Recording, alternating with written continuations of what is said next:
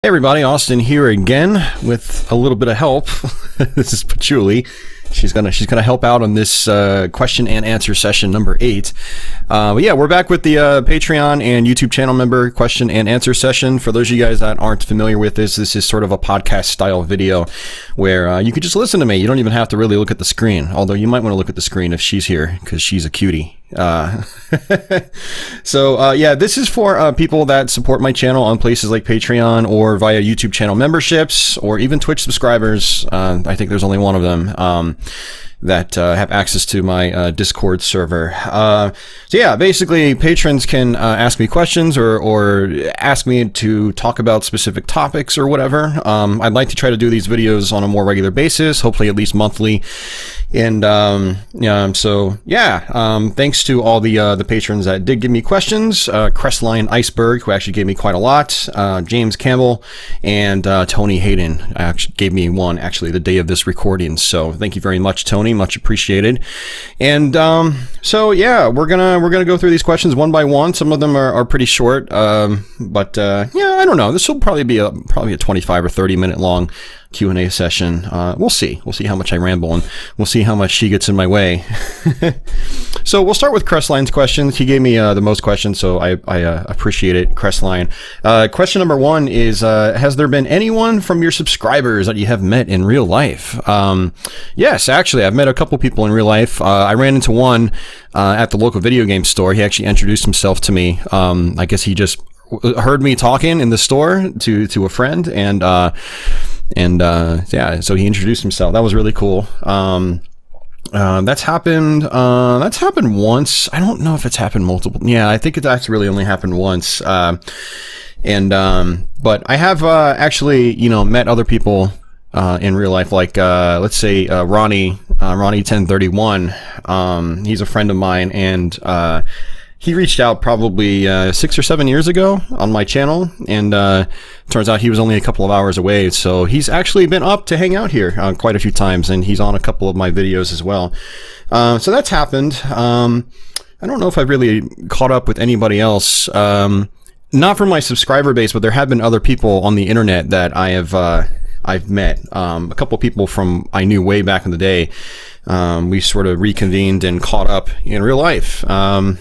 A few years back, so that was pretty cool too. So, but yeah, question number 2, my cat is distracting me. My kitty's distracting me. Yeah, question number 2 from Crestline is, do you prefer Sega Genesis RPGs or Super Nintendo RPGs? Okay, so I haven't actually really played many Genesis RPGs. It's one of the genres that I'm not really an expert at. And since I had a Nintendo Entertainment System and a Super Nintendo growing up first, that's where I got most of my RPG gaming experiences. So I'd have to, by default, say Super Nintendo RPG. So I did play a lot of Final Fantasy II, which is also known as Final Fantasy IV. Played a lot of Final Fantasy III, also known as Final Fantasy VI. I did beat Chrono Trigger more recently. I loved Final Fantasy Mystic Quest growing up, and then some action RPGs like Secret of Mana. I played that a ton as well. We did a live stream of that earlier this year, actually. So, but yeah, Super Nintendo RPGs pretty much. I have just dabbled with a couple Genesis RPGs, mainly like Phantasy Star 2 and Phantasy Star 4. Come here, Patchouli. Good girl. But that's about it. I haven't actually really played many Genesis RPGs for more than a couple minutes. So yeah, definitely Super Nintendo RPGs. I would like to dabble with more Genesis RPGs, but from what I understand, quite a few of them are quite challenging. Let's not go over here, Patchouli. Let's not go over here. She doesn't know what to do. Normally, she just she stays put and just lies down on my hand or something. She's not doing that right now. So. But yeah, that answers that, Crestline, or hope that answers that for you. And then question number 3 from Crestline says, what is your favorite Doom WAD that you have played? So for those of you guys that don't know what Doom WADs are, it's basically a map set that you can play, and people are creating map sets all the time for Doom. They're being released probably on a daily basis, and there are thousands and thousands and thousands of them out there. So my favorite WAD, Doom WAD, is probably... it's got to be Sunder, that or Sunlust, which is fantastic. They're both fantastic WADs. Sunder is still a work in progress. Sunlust is a full 32 map set that was finished many years ago, and but it's excellent. I have live streams of both of them on my channel, so if anyone's interested in checking those out, I am just search for Sunder or Sunlust, where you can check my Doom Let's Play and live streams playlist. And question number 4 from Crestline is, what is your favorite first-person shooter weapon? I'm gonna be a little boring here. Come on, Julie, come back over. She's got this. She's infatuated with my Xbox One S that's sitting right over here. You can sort of see it, not really. Oh, that's not good. This Q&A is quickly becoming a disaster. Yeah, I'm going to be pretty boring here. I'm going to go with the Quake rocket launcher. The Quake rocket launcher is very fast, it's very powerful, it's very accurate, and you can do stuff like rocket jump and whatnot. It's just one of my favorite weapons to use in an FPS because it's so flexible. So yeah, very flexible weapon. That's definitely my favorite. I'd say the super nail gun in Quake is a runner-up for, I'd say second favorite. The super nail gun is just super fast. It's very powerful. It looks really cool.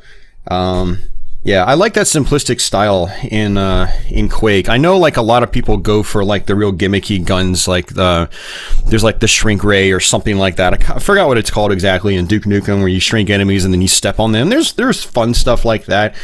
But I like utility in my weapons. Very fast, very effective, very fun to use. So yeah, that's kind of my criteria for my favorite weapons in first-person shooters.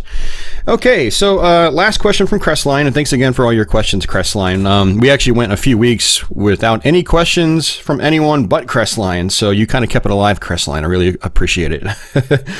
And Crestline asks, what is your favorite kind of shoot 'em up? Do you like one that's more realistic, like 1942 or Raptor? Or one that's more like a space shooter, or ones that have more comedic relief to them. I'd say the comedic relief ones are probably my least favorite. I do like more grounded, down-to-earth stylings, like with a tinge of futuristic, like Raiden is a really good example, or R-Type. Yeah, so now, favorite kind of shmup is that's kind of an open-ended question, because there are so many different subgenres of STGs or shooting games or shoot 'em ups or shmups. Like you've got sort of the traditional Toa Plan style, where it's just you shoot stuff down, you get points for enemies, you might pick up some icons on the ground like stars or something occasionally, and then you've got bombs and then your primary shot that you can upgrade. So stuff like Fire Shark, Flying Shark, Twin Cobra, Raiden, stuff like that, Truxton. But then you have, from the mid-90s, you had Cave coming into the scene, starting to really solidify the bullet hell subgenre. So your Dodonpachi, your S-Braid, Donpach, all sorts of stuff like that. And so then you've got bullet hells, and the bullet hells just went in their own direction. Nowadays, bullet hells is just absolutely insanely crazy. So like of those, various shooting genres, I don't know if I really have a favorite, to be honest with you. I mean, if I want something that is kind of relaxing, well, not really relaxing, because a lot of shmups, even the older style ones, can be very difficult, but something where I don't have to think too much about how the scoring works and things like that. I like to go back and play stuff like Twin Cobra or Raiden, or Raiden, as some people might pronounce it in North America. Yeah, those are kind of like my comfort food of shmups, Raiden, Twin Cobra, things like that. Are you chewing on my headphone cable? Why are you doing that? You shouldn't do that. This is an expensive pair of headphones. But then, like, I love bullet hells as well. Like, I absolutely love Esp Galuda. That's actually kind of my comfort food of bullet hells. Here, come here, Chili. Come back over here. Esp Galuda, Mushihime-sama. I actually got my first 1 credit clear on Mushihime-sama for the first time last week, actually. So, I really like bullet hells as well. I love like stuff like side scrollers, like very unique ones like the Gradius series and R-Type. I grew up with those games, but I've played pretty much every one in those franchises. Very fun games. I can't say like I have one specific favorite subgenre of shooting games, but hopefully that still answers your question for you, Crestline. And speaking of favorites, James Campbell asks, what is your favorite NES game? Now, I wanted to sort of preface this whole thing. Where are you going? All right, here's some gameplay, guys. The cat apparently doesn't want to help out anymore. Here, I'll fiddle with some Famicom cartridges.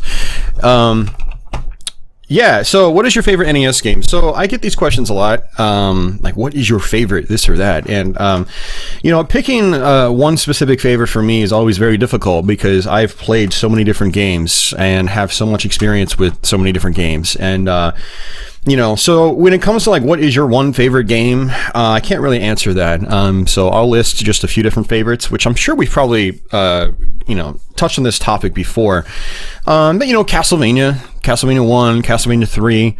I mean, I do really enjoy Part 2, but I don't know if I'd say it's a top list favorite. Ninja Gaiden 2, Super Mario Brothers, that might actually be one of my favorite, if not, well, no, like I said, I can't just pick a single favorite. That's definitely up there. The original Super Mario Brothers. Mega Man 2 in particular is definitely up there. Just fantastic game. Contra, the original Contra, and Super Contra. Super C is, one of the best in my eyes as well. Just so many different games to pick from. Definitely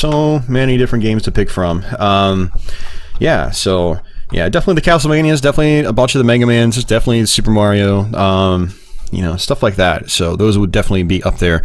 I'd say as far as like absolute favorite NES game, it would probably be a three-way tie between Castlevania 1, Ninja Gaiden 1, and Super Mario Brothers.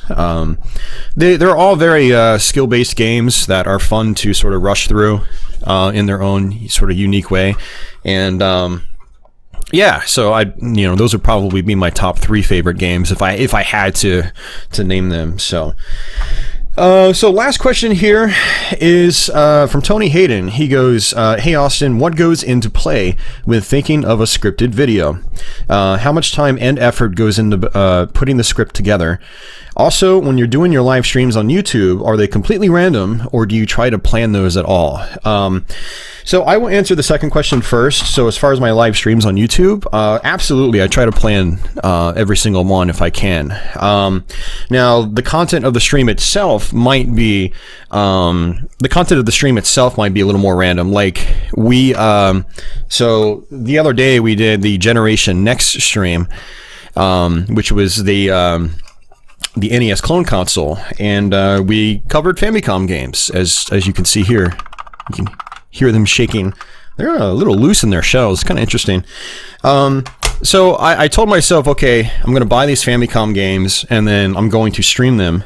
And but as far as like the structure of the stream past that, I didn't really plan that out. I just figured, I wasn't like, okay, I'm going to start with Star Force, and then I'm going to go and play X-Dies, and then I'm going to play Pac. Like, I didn't have that planned out. I just said, okay, I said, all right, there are my Famicom games. It's not enough. We need more. There are my Famicom games. Let's do a stream. That's it. That's pretty much it. So now other streams, like if I cover a very specific game, I do try to practice that game before I do the stream. So like I've got a bunch of October streams coming up in the next couple of weeks. Actually, this video will probably be posted post-October. It probably won't even be posted during October because of all the horror-based stuff I'm trying to do. So this will probably actually be after October. But a lot of like my October streams that I did or am about to do, like Doom 3, for instance, I'm going to play through the entire game once on Twitch before I do the YouTube stream. That way, when we do the YouTube stream, I'm kind of up to date with the game. I'm well practiced, and we might actually have a kitty visit again. So let me get these out of the way. Yeah, so I'll be well practiced.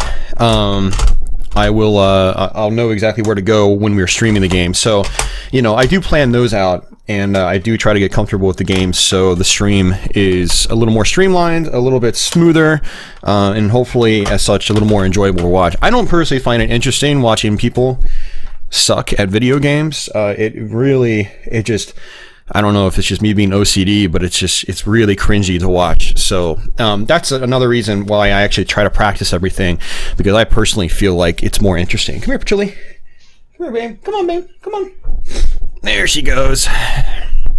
So to answer Tony's first question, though, where he goes, what goes into play when thinking of a scripted video? How much time and effort goes into putting the script together? So this is kind of a weird one because I haven't done a scripted video in a long time. I'm actually working on one right now, and you know, hopefully that video will be out. Will have been out actually for a little while, as of, you know, some of you guys listening to this Q&A, and once it goes public on YouTube. It's tough, man. Like, the script writing part is the hardest part for me. I've got a bunch of script ideas where like half of it is written and I just don't know where to go with it.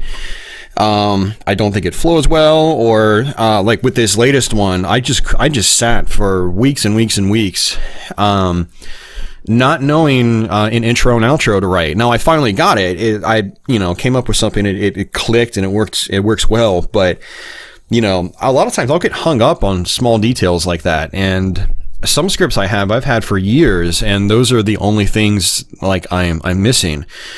Now there are probably other things that could be tightened up on some of the scripts, but if I don't have the intro and outro, I don't even bother with trying to tighten it up and trim the fat, so to say, and make it a little more streamlined.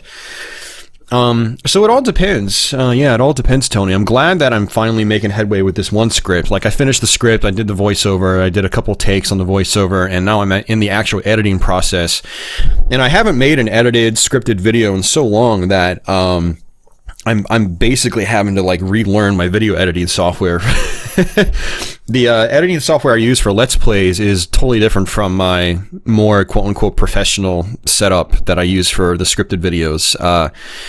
It's much more streamlined, and it's really, really easy to use, and it's fast and snappy, unlike the software I use for the Let's Plays. But it's still, you know, I'm still having to relearn a lot of the stuff from the ground up. I'm also very, you know, we actually touched on this topic on my last Q&A session, but I'm also very, I don't go into scripted videos. I don't go into the editing with like a specific plan in mind. I mean, yeah, I have to follow the script. So I kind of know the beats, like, okay, so this is where I talk about this. I'm going to have to show footage for that. And then later on, this is where I talk about a different subject, and you know, and so, you know, I'll get the stuff where it needs to go. But as far as like how I do transitions, what kind of like footage I'm going to overlay, am I going to have extra images layered on top of that? Maybe I'm going to have 6 images on one screen, but I don't know that until I get into the actual moment where I put it together. And like there's this one scene in the upcoming video where I overlay like 6 gameplay images side by side on one screen, so it's kind of like a grid, and then I have a scrolling background going from like right to left subtly, and I just came up with that on the fly. I didn't have that written down in my script or anything like that. I was just like, okay, how am I gonna drive home this point, or have some kind of footage that works well with what I'm talking about? Like, I think what I was talking about is like bosses, and I just listed all the bosses from the game, or showed them in action. So it's just one slide with just bosses, and you know, the background sort of moving, animating slightly. That's, you know, just all on the fly. And so I get fairly creative like that with my videos, and I really take my time with the edits and whatnot to make sure that, you know, everything's flowing well and it's interesting to look at. Granted, I'm no professional. I'm sure other people that do YouTube videos would be so much faster and still be very creative with their output, or maybe not creative. I know a lot of channels, they do have what are you doing? You're twitching here. A lot of channels actually they have like the same kind of format on every video, and a lot of it's just straight cuts. It's not a lot of like fancy transitions or overlays or anything like that. So, you know, some channels just get into a groove, but me, when I do the scripted stuff, you know, the editing in particular is pretty much not planned at all, for the most part. And, yeah, I just go step by step, and I just get very creative with it. and hopefully have something that really fits the topic, you know. So really looking forward to publishing this this video, because it's the first scripted video I've done in years. And, you know, it might be a good step in the right direction for my channel for the kind of topic that it is. I don't want to spoil it just yet for people that don't know what it is, that haven't seen it yet. But, yeah, so I hope that answers your question, Tony. You know, in the future, if I do more scripted videos, hopefully the process will be streamlined more, and, you know, I'll be able to actually get the script together much faster once I sort of find a comfort zone with it. And, but we'll see. I don't know. I mean, there are some scripts I have that I've been working on for years. I'm just coming back to them on and off. Like I have another Shmups worst to best video. But that's a huge project where, you know, I think it's PlayStation Shmups I'm doing. I have to cover like 19 different games, and I have to get familiar with the games again. And so that takes time. So some scripts will take years to put together, you know, because I juggle them with all the Let's Plays and live streams and stuff like that too. The live streams and Let's Plays are my focus. So, you know, when time permits, I'll sometimes slowly work on a script. So, but yeah, I hope that answers your question, man. Thank you very much for asking that at the last minute. I'm glad to have more people featured in this Q&A. So anyone that wants to, you know, participate in these Q&A videos, I do have a Discord server just for patrons. And so if you're a YouTube channel member or you're a Patreon backer, go sign up for Discord and then link your accounts with Discord, and then my server should automatically pop up for you. And I have a Q&A session there, or section there, where you can just submit questions. That's where Crestline gave me all his questions. He just did it on the Discord. And then occasionally in my community tab on YouTube, I'll make a post asking for questions, and then same with Patreon. I will make a post there asking for questions. So if you'd like to be featured in a future Q&A video, if you're a patron or YouTube channel member, or even Twitch subscriber that happens to be listening to this for some reason, you can use that Discord there too, Twitch subs. You know, definitely submit questions or topics you want to hear about. You know, I think it's a nice perk of being a patron. You can, you know, basically be featured in these videos and, you know, sort of guide my topics. So I know some people find them pretty interesting, so, you know, and I'd like to keep doing these. So again, if you're a patron of any kind, you know, just go submit questions whenever, and I have a running list, and then I get them together and record them like this. So, but yeah, that is pretty much going to do it for me, guys. If you have any questions or comments on the topics that were presented here today, definitely post them in the comment section below. And yeah, hope you enjoyed it. So until the next one, guys, take it easy. Say bye, Patchouli. What's up here, Patchouli? What's up here? What's up here? All right, see you guys. All right, we're going to stop.